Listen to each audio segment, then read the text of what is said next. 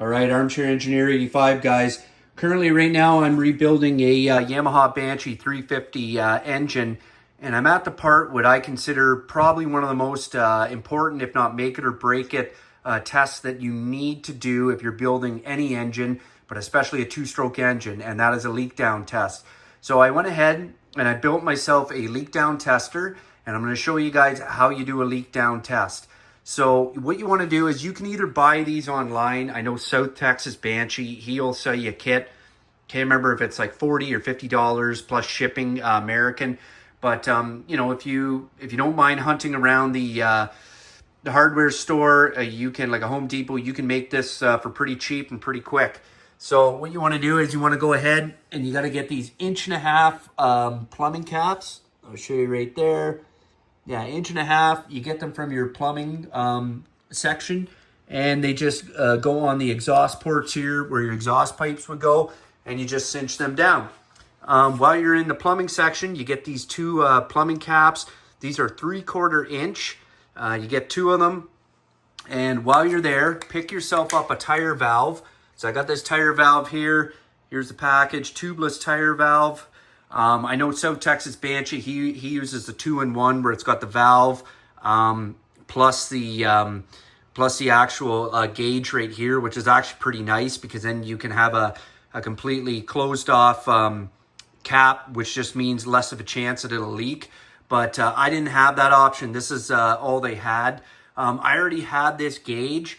I used it on my Skidoo 800R engine. Here was the cap that I used for it. It was the biggest cap I could get, but I still had to wrap vinyl tape around it, and you can see there. And I even used a little bit of sealant here to try and seal it even more. So anyways, when you get your tire valve, you can use a step bit like this, and basically, you know, obviously drill for the center, and you just keep drilling and drilling and drilling, and you just keep checking it every time because you want to get the tightest seal that you can get. So it probably took me like about 10 attempts once I got the main hole, and I just kept creeping in a little more, testing it till I got it perfectly that it fit and it sealed tight. Like I said, I took this gauge off here, and you want to use the same bit right there, and you want to do the exact same thing. This has threads on it, and I did put a little bit of sealant.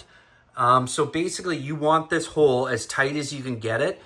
And, you know, PVC is soft. This is brass, like the threads are brass. So basically what I did was I got the tightest hole I could to the point where I could start turning it, and the threads would start cutting into the PVC and would start threading into the PVC.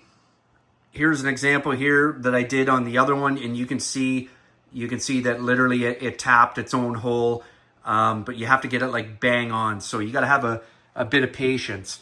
And once you do that, I didn't even use any sealant on the outside. I just used basically the plumber's tape, and it's solid and it doesn't leak. Okay, we're gonna get into the test.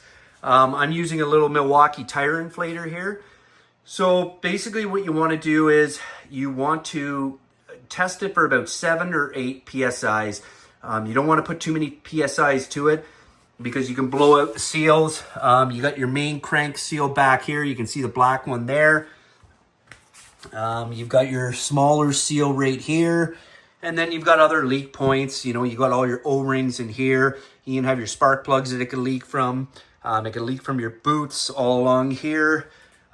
Sometimes you'll get a little bit of a leak, and it's got nothing to do with the engine. It'll leak here and leak here. So you want to get those properly seated. And they're a little bit of a bugger to get in, but if you spend a bit of time, you can get them sunk in very nice, and then cinch them down as tight as you can without stripping the Phillips head screws out.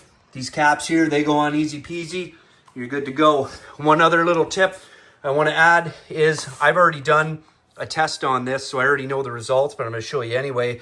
I didn't have this gear on right here, and when I first tested it, the little keyway, it blew it out, poof. And then when I tested, I pumped it up to about 8 PSI, and it blew the little keyway out. They say to use a bit of sealant on the keyway because it leaks. It's one of the major leak points of Banshee.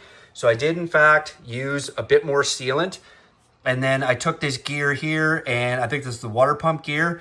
And this isn't even super tight, but it's basically holding that in so that it can't go out. I will have to torque this down later when I get the clutch basket on. But for now, this is what you want to do. Otherwise, it'll blow the keyway out. Okay, here we go. So we're going to use the tire inflator. And we're going to watch this gauge.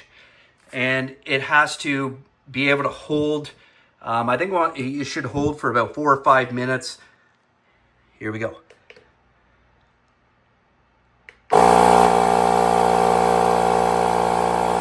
Okay. So I went a little over there. This gauge may not be as accurate because when I compare it to the tire inflator, I just turned it off there.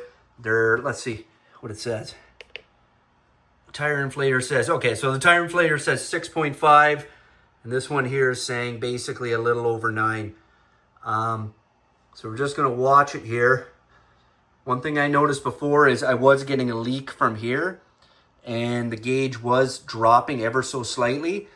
And then basically what I did was I took that right off and the leak went away. And as you can see right there, it's not moving on either one. 6.5, I trust this a little more. And you could even feel the air. You could feel it, and you could see it.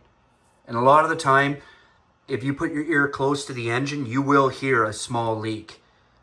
But as you can see right here on this gauge, like it's not dropping at all.